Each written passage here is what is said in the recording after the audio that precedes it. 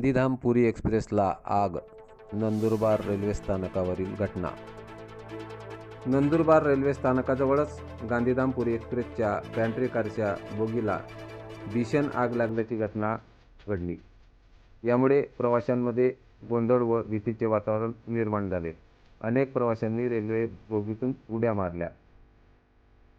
आग लागल्याची माहिती मिळताच अग्निशमन दलाच्या 4 गाड्या घटनास्थळी दाखल झाल्या.